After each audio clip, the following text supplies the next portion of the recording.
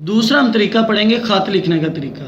ख़त में भी हम शुरू में हम पढ़ते आ रहे हैं अपना इम्तिहानी कमरा इम्तिहान, जो कि हम शुरू से पढ़ते आ रहे हैं बच्चे।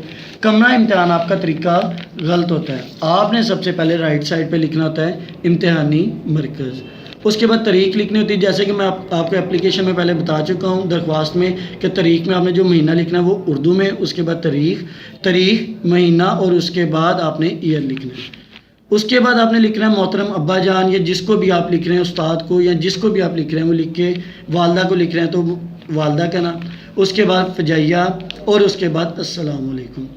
आपने पढ़ा कि अस्सलाम वालेकुम नीचे लिखना है बच्चे, ये आपका पैटर्न गलत होता है। आपने अस्सलाम वालेकुम फजैया के फ़ौरन बाद लिखना होता है।